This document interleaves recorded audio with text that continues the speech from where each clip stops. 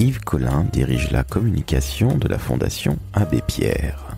Alors si vous ne connaissez pas l'Abbé Pierre, je vous conseille d'aller jeter un œil sur Google. Vous allez découvrir un homme qui est mort à 94 ans, qui est un ancien résistant, un ecclésiastique, et vous allez voir qu'il a fondé Emmaüs, plein d'autres associations, et que ce fut un très grand homme. Alors, pour diriger la communication de la Fondation Abbé Pierre, il fallait un autre grand homme, et c'est justement Yves. Yves n'est pas un directeur de la communication comme les autres. C'est un homme engagé, c'est un combattant. Quand je parle de combat, ne vous méprenez pas. Yves défend une très noble cause, les mal logés. Alors, si vous avez la fibre humaniste, si vous avez envie d'entendre un très grand directeur de la communication, d'ailleurs directeur artistique de formation, eh bien écoutez ce nouvel épisode du Décodeur de la communication. Je suis Laurent François, fondateur de l'agence Maverick. Je vous souhaite une très très belle année 2022 et n'oubliez pas non seulement de faire un don à la Fondation Abbé Pierre, mais aussi de mettre 5 étoiles sur Apple et sur Spotify. Très bonne écoute en compagnie de Yves Collin, directeur communication de la Fondation Abbé Pierre. Le Décodeur de la communication, un podcast de l'agence Maverick.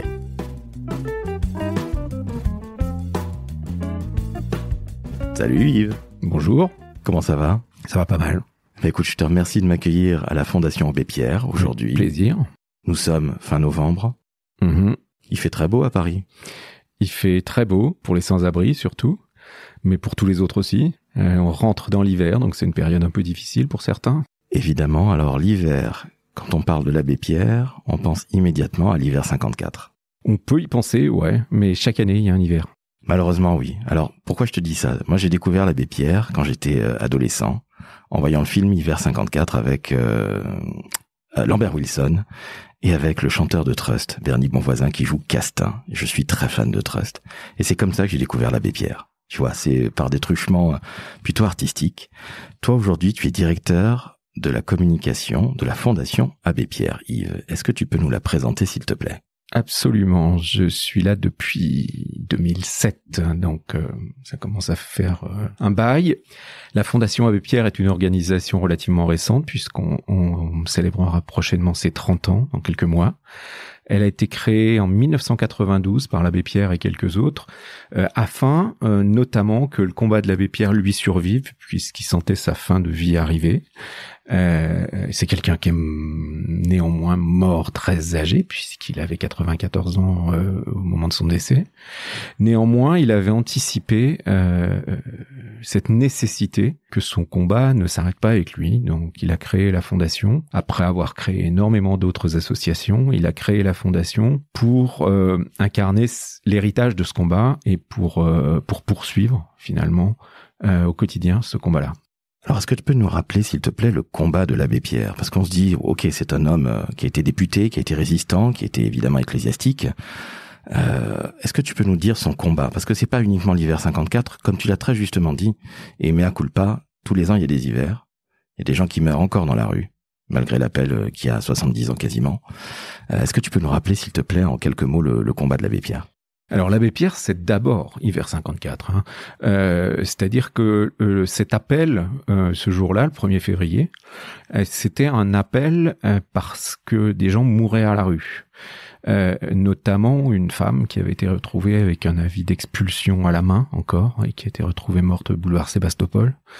L'Abbé Pierre a donc fait cet appel pour les sans-abri, les sans-logis, comme on disait à cette époque-là.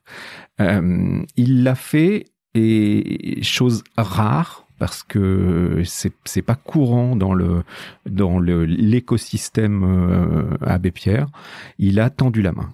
C'est-à-dire qu'il a fait la manche, il a demandé aux gens de l'aider.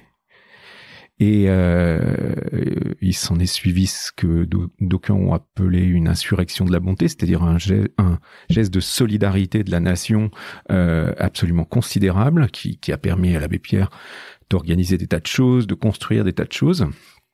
Mais L'abbé Pierre, auparavant, c'était la création d'Emmaüs, quelques années avant, en 49.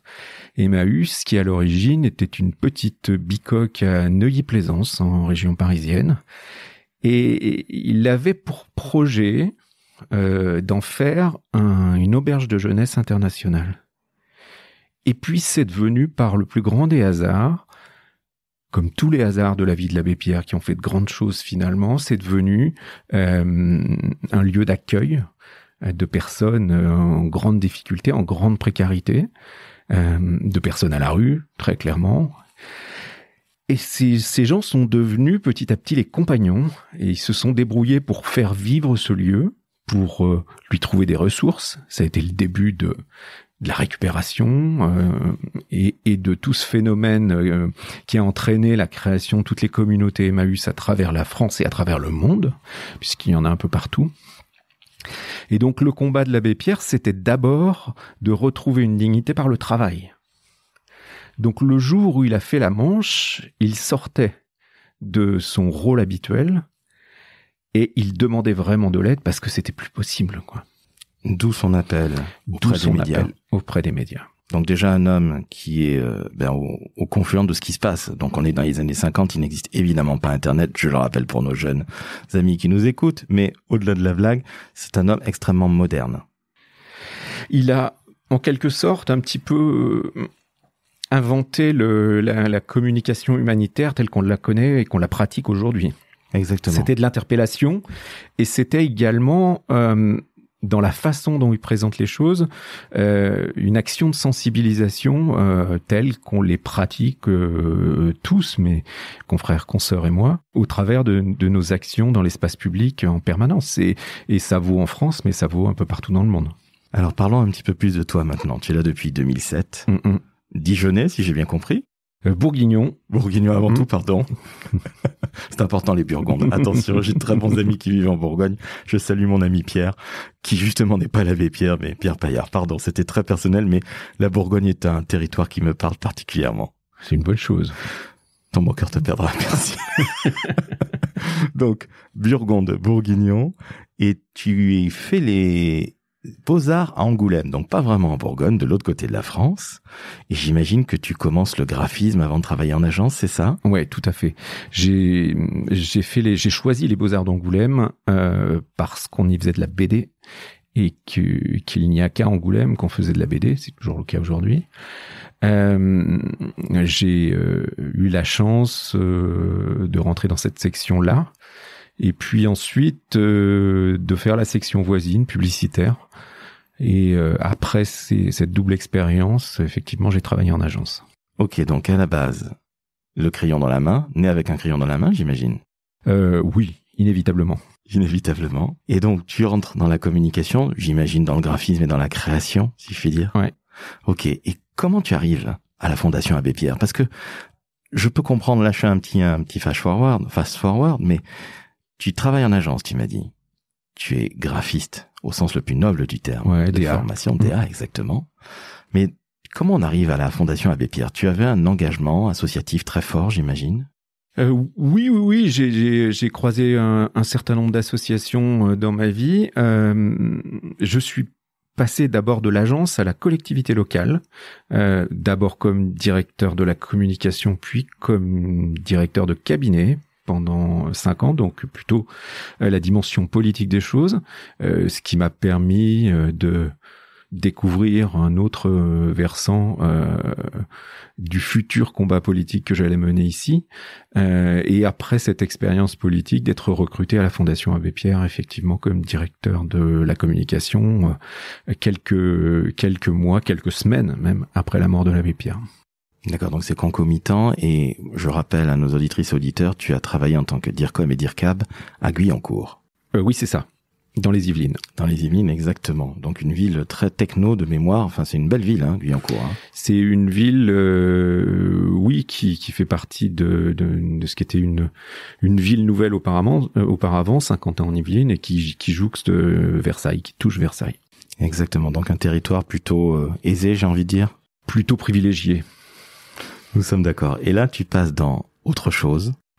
Quelques jours ou quelques semaines ou quelques mois après le décès de l'abbé Pierre, tu arrives en tant que directeur communication là-bas directement, ou tu arrives en tant que chargé de com, tu graphies peut-être les Non, je suis arrivé effectivement à la direction du service directement. D'accord. Alors, il existait déjà ou tu as dû le créer? Il existait. Il n'existait pas dans l'état actuel et la communication de la fondation n'existait pas dans l'état actuel. C'est-à-dire que l'abbé Pierre étant toujours là, la direction de la communication, c'était lui en fait. Il était plus puissant que n'importe quel média et quand on avait quelque chose à dire, un combat à mener, une information à faire passer, l'abbé Pierre le faisait très bien pour tout le monde. Donc on était un peu sous-doté en termes d'outils, en termes de structure, mais il n'y avait pas besoin et mes collègues de l'époque faisaient très bien le boulot qu'il y avait à faire. Il se trouve qu'après l'abbé Pierre, on s'est trouvé dépourvu. Il fallait inventer beaucoup de choses. Il fallait prendre la parole énormément pour compenser et pour exister toujours. Il y avait une vraie inquiétude à ce moment-là sur le devenir de la fondation. L'abbé Pierre n'en avait pas, mais le conseil d'administration de la fondation, lui, en avait. Et j'ai eu la chance qu'on me fasse confiance pour relever ce défi-là, quoi. Comment on t'a appelé? Tu passes d'une ville favorisée à la fondation. Alors c'est pas, non pas que ce soit défavorisé, bien au contraire, même si les publics ne sont évidemment pas les mêmes. Quoique, il y a certainement, tu parlais d'un combat politique. J'imagine que c'est extrêmement politique et l'abbé Pierre, je le rappelle, a été député, hein. Oui, si je dis pas de bêtises. Donc il connaissait ça. Et si ça s'est aussi vite développé, c'est qu'il avait quelque part, entre guillemets, pardon de résumer ça ainsi, non seulement au-delà du charisme, il avait aussi un carnet d'adresses et des appuis. Bien sûr. Dans notre pays, on ne peut pas faire autrement. Comment tu arrives à ça? Parce que je me dis, on ne peut pas diriger depuis 15 ans la communication de la Fondation Abbé Pierre sans être un homme investi dans la cité, sans être un homme, pour employer un terme très à la mode aujourd'hui, engagé. Oui, ça je l'ai toujours été et j'ai milité de nombreuses années avant d'arriver à la Fondation Abbé Pierre. Petite correction sur Guyancourt, c'est une ville populaire, hein, c'est une ville qui est riche parce qu'elle abrite de nombreuses grandes entreprises et qu'elle est très dynamique économiquement, mais socialement c'est une ville assez populaire qui compte 50% de logements sociaux dans chacun de ses quartiers. Autant pour moi. Donc c'est une ville un peu particulière, mais évidemment elle jouxte Versailles qui a une toute autre sociologie, on est d'accord. Et puis globalement les Yvelines sont plutôt un département extrêmement privilégié, faut bien le reconnaître. Néanmoins, bien sûr que on n'arrive pas par hasard à la Fondation Abbé Pierre. Aujourd'hui, c'est peut-être un peu moins le cas parce que cet univers s'est beaucoup professionnalisé. Donc on va chercher, notamment à la direction de la com, on va chercher des professionnels en agence, on va chercher des professionnels dans le privé, on va chercher des gens qui savent faire et pas des gens qui ont simplement l'envie et la détermination de conduire un combat. Donc il faut des compétences aujourd'hui pour tenir la rampe dans un monde qui, reconnaissons-le, devient extrêmement concurrentiel. Il faut l'accepter tel qu'il est.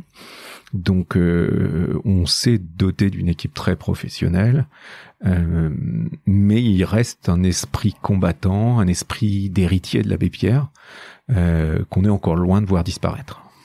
Fort heureusement d'ailleurs, sinon ce serait plus la Fondation Abbé Pierre, ça pourrait être n'importe quelle autre fondation d'entreprise par exemple. Absolument. Ton équipe, c'est combien de personnes aujourd'hui, Yves? 11. 11 personnes, donc une jolie petite agence. Petite équipe.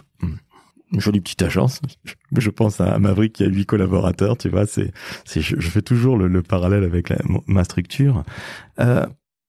Les gens avec lesquels tu travailles, ton équipe, c'est qui? Ce sont des graphistes, ce sont des community managers, c'est des gens des spécialistes des relations presse?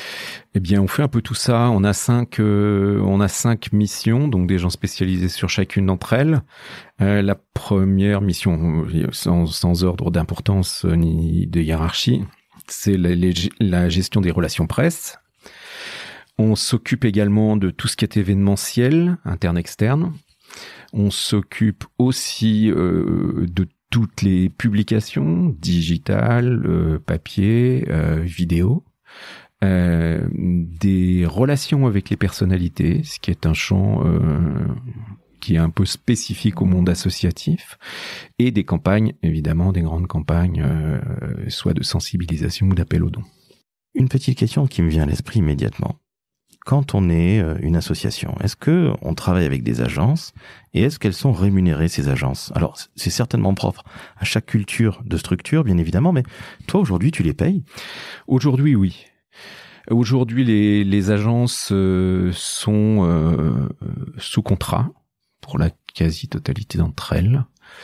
Et elles sont effectivement rétribuées, loin du prix du marché, bien évidemment, mais un prix qu'on fixe. Donc on rentre dans le jeu, on n'y rentre pas.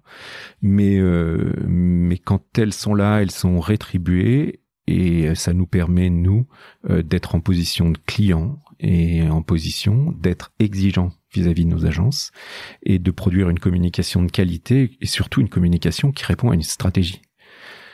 Quand on travaille en pro bono, donc c'est le contraire, c'est le travail gratuit offert par une agence, on dépend de l'agence, on dépend de ses disponibilités, on dépend de sa capacité créative au moment T, et on dépend finalement de sa bonne volonté. Et l'agenda de l'agence, c'est pas forcément l'agenda de l'association. Donc, on a trouvé beaucoup plus pratique, beaucoup plus favorable au travail de la fondation de fonctionner comme ça. On se trouve aujourd'hui avec des agences efficaces, du coup, qui répondent à des demandes précises, exigeantes, mais qui font bien leur travail. Et puis des agences de très haute qualité, parce que la dernière campagne, c'est Fred et Farid. La dernière campagne, c'est Fred et Farid, avec qui on commence à travailler cette année. Et on est avec eux sous contrat, si tout se passe bien, pendant 4 ans. Et auparavant, on a travaillé avec Altman et Pacro, et précédemment avec l'univers BDDP Unlimited, et notamment BDDP et FIS pendant des années, avec lesquels on a produit de très grandes campagnes également. Absolument, je t'avoue que j'ai en tête les campagnes de BDDP et FIS, où il y avait déjà Olivier Altman. Absolument. Et on salue Olivier, que j'ai eu le plaisir d'interviewer dans le décodeur de la communication en juin dernier. Et je crois qu'il est extrêmement attaché encore à la Fondation Abbé Pierre. Ça, je pensais qu'il travaillait encore avec vous. Et finalement, il dit non, finalement, c'est passé dans une autre agence. Et j'ai senti une petite larme à l'œil, donc ça veut dire qu'il y était très, très, très, très, très attaché. Mais c'est le jeu du marché. Ouais, on s'est séparés, mais on s'est séparés en très bons termes. Et on reste en contact. Oui, c'est effectivement l'univers BDDP duquel on a été très proche et duquel on reste très proche, effectivement. Mais Fred et Farid a aussi des qualités intrinsèques importantes et a su se montrer convaincante lors de l'appel d'offres. Donc on travaille avec eux, on a sorti une première campagne qui nous satisfait beaucoup et on espère faire encore mieux la prochaine fois, comme on le dit communément. Alors la campagne dit « Il y a une vie après la rue ». Ouais. Ce qui est intéressant, c'est que Virginie n'en veut pas à ses voisins. Avant, c'était le froid qui l'a réveillée. Et on voit une jeune femme sur une des affiches qui, avec un réveil à 3h46 où elle est en train de sourire, donc elle est réveillée par les voisins qui font soit la teuf, soit autre chose. Et finalement, elle se dit, c'est pas grand chose à côté du froid qui me pique et qui me mord et qui me tue. Ça fait bientôt 30 ans. Enfin, en 2022, vous serez reconnu d'utilité publique depuis 30 ans. 30 ans de combat, c'est difficile quelque part de faire des nouvelles campagnes, de se renouveler. Comment tu arrives à gérer ça depuis 15 ans, toi? On s'adapte toujours au contexte, dans lequel on évolue. C'est-à-dire que chaque année, il se passe des choses différentes. Chaque année, la société vit différemment. Et chaque année, on lui parle avec les mots de l'époque. Et avec les problématiques de l'époque. En 2018, notamment, on a fait une campagne qui prenait la parole, notamment sur le problème des migrants. Parce que les migrants, par nature, sont à la rue. Et, en tout cas, le phénomène actuel. Et il nous fallait, c'était impossible en tant qu'héritier de l'Abbé Pierre de pas prendre la parole sur un sujet aussi important. Donc c'était un sujet conjoncturel. Hélas, c'est toujours un problème, mais c'était extrêmement conjoncturel et aujourd'hui, on évolue comme ça au gré de ce que la société nous propose et auquel on doit s'atteler parce que le combat, il passe par la société telle qu'elle est, pas celle dont on rêve. Hélas, oui. Regarde, les Restos du Cœur existent depuis 35 ans. C'était destiné à être très éphémère. Ça ne devait durer qu'un hiver en ce qui concerne les Restos du Cœur. D'ailleurs, à la fin de la première campagne, il y avait un reliquat de dons et Coluche est allé l'offrir à l'abbé Pierre. La boucle est bouclée. Une photo de ce moment magique puisque ça a été leur dernière rencontre. Coluche est mort peu de temps après. Oui, en juin 86, pardon. Absolument, et c'est l'abbé Pierre qui l'a enterré. Écoute, je ne le savais pas, donc à cause d'un putain de camion, comme disait Renaud. Tu es un homme de combat. Je suis désolé de te poser une question aussi brutale, sans argumentation particulière, mais je sens en toi un combattant. Alors pas au sens guerrier du terme, mais la politique, tu connais.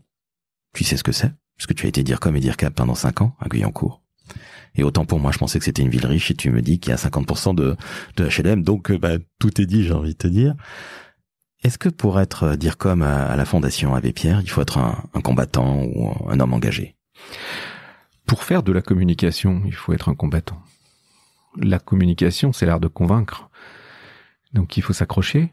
Il faut aussi souvent affronter des univers qui nous contestent ou ne nous reconnaissent pas la légitimité à communiquer au nom de tous. C'est toujours une grande complexité, quel que soit l'univers dans lequel on passe. Donc il faut être un combattant pour être un communicant, ça c'est clair. Après, on n'est pas nécessairement un militant si on est un communicant, mais un combattant à coup sûr, ouais. Je rebondis sur ce que tu me dis. Tu es la première personne à me parler de combat. Il y a des gens comme Frédéric Fougera qui travaillent à la communication et à la RSE de Foncia, que tu connais certainement, qui disent, à très juste titre, la communication c'est un métier. Je dirais même que ce sont des métiers, parce qu'on n'est pas graphiste comme on est community manager, comme on est responsable des relations de presse, ou d'événementiel, ou lobbyiste. Justement, nos métiers ont été finalement... Et l'un n'empêche pas l'autre. Absolument, absolument.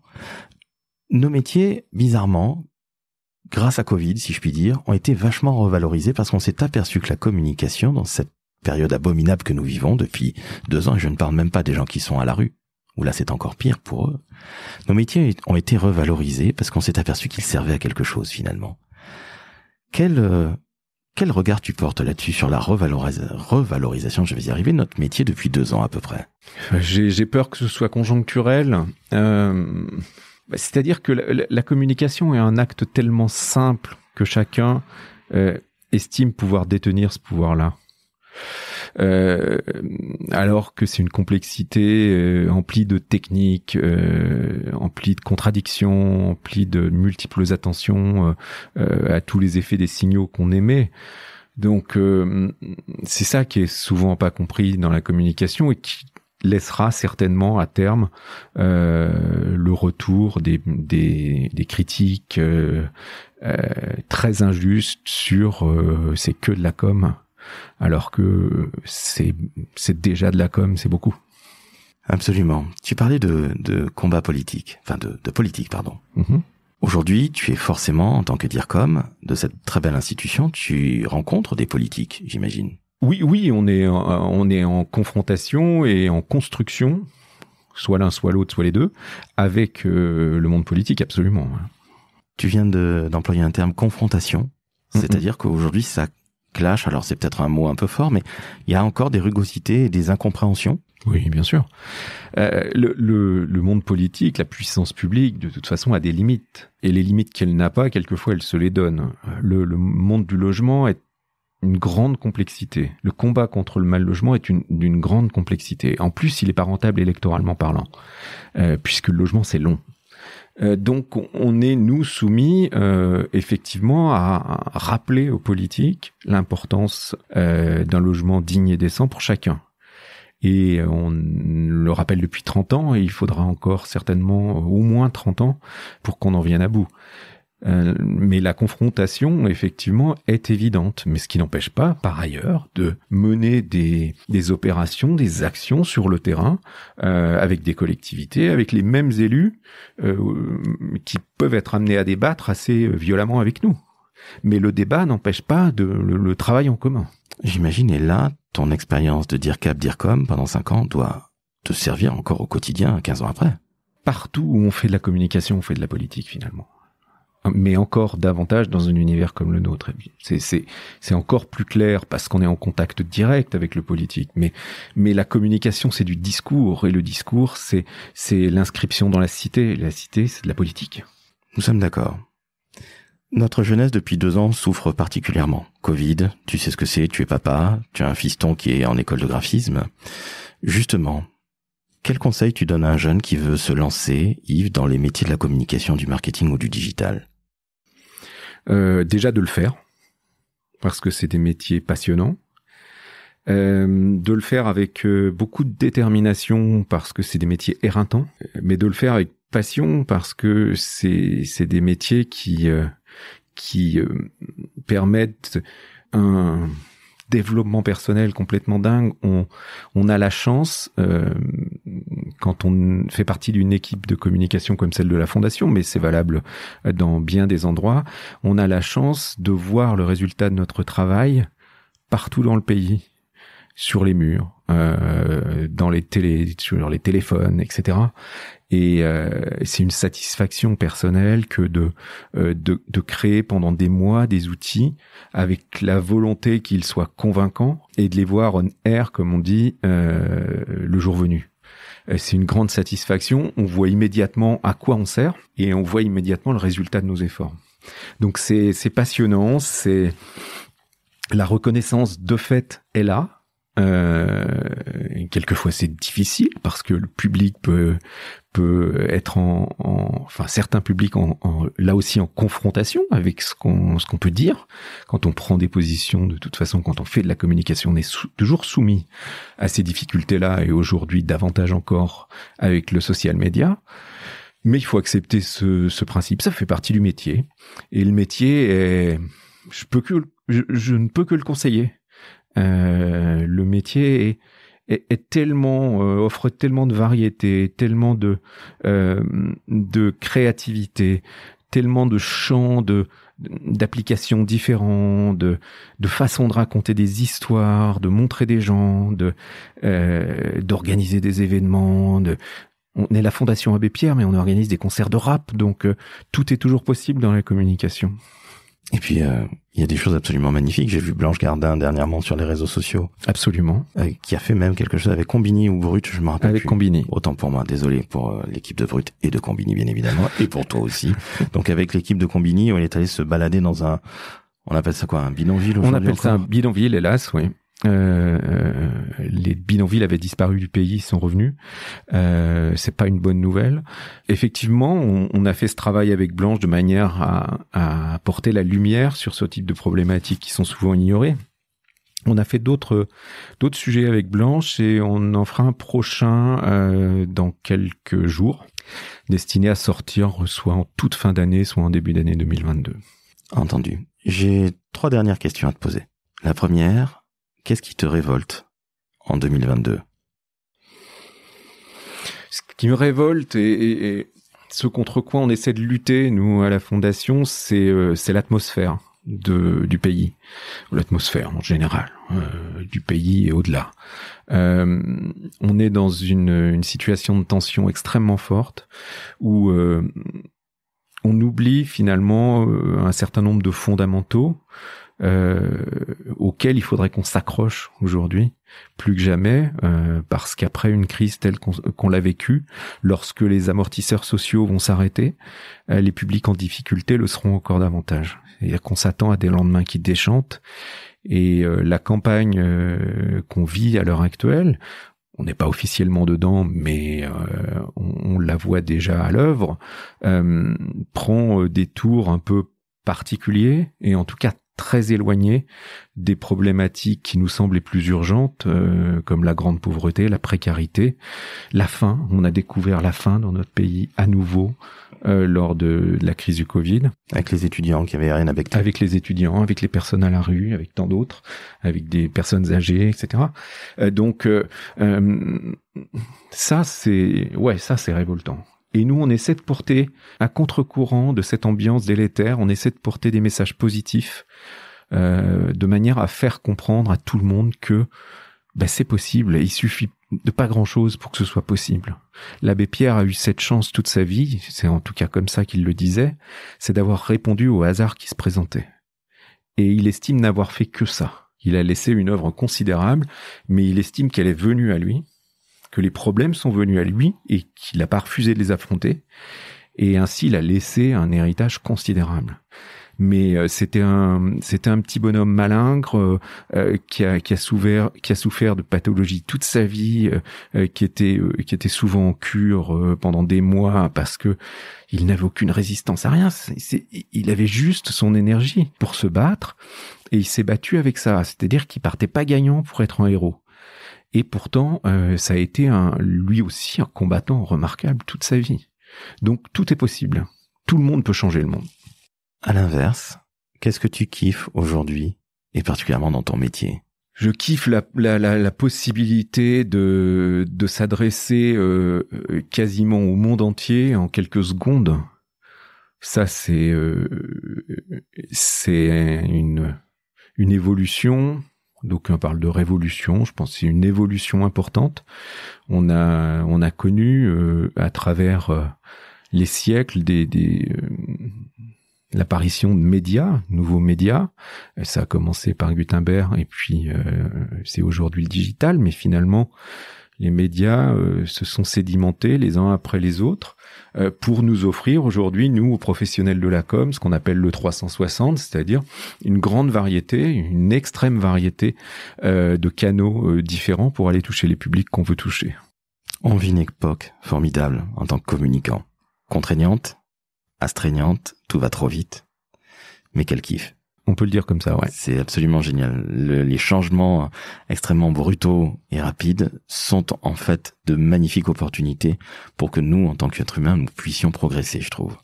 Absolument. Et ça doit pas être vécu comme un fardeau ou quelque chose de lourd à porter, bien au contraire. Bien sûr que non. C'est ça qui est magnifique. J'ai une dernière question et pas des moindres. Yves, comment on peut faire un don à la Fondation Abbé Pierre? On a plusieurs façons de faire un don. Ça peut être par SMS, ça peut être en allant sur le site. C'est assez simple. Hein. Et en ce moment, on dispose de tous les outils pour le faire, puisque on a une campagne qui est en digital, qui est en affichage. Donc c'est très très simple de donner à la fondation et donner 1 euro suffit. C'est-à-dire qu'avec 1 euro, on fait déjà beaucoup de choses. Il faut être conscient de ça. C'est pas l'importance du don qui fait son importance matérielle et ses effets. C'est avec les petits ruisseaux qu'on fait les grandes rivières, et puis on a vu pendant la période du Covid où de nouveaux publics se sont mobilisés pour donner, que des jeunes qui sont très nombreux à donner peu, au final, ça fait des moyens considérables pour aider les sans-abri. Les petits ruisseaux font les grandes rivières, comme on dit. Exactement. Est-ce qu'aujourd'hui, vous êtes en période de recrutement de bénévoles, peut-être? On l'est toujours un peu, mais plus particulièrement en hiver, bien sûr. Parce qu'en hiver, tout le monde comprend que le logement digne et décent, c'est important, que c'est un lieu de ressourcement, que c'est un lieu normalement d'apaisement, et c'est pas toujours le cas.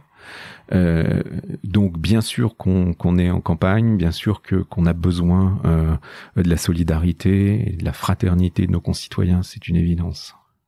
Une petite question me vient à l'esprit, c'est vraiment ma dernière cette fois-ci, est-ce que tu as rencontré l'abbé Pierre?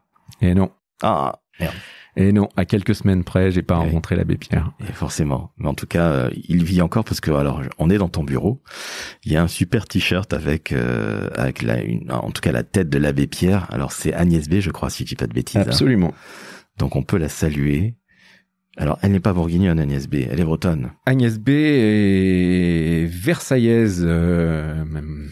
Elle vit, elle a vécu, elle a grandi, elle a fait ses études, elle vit toujours à Versailles.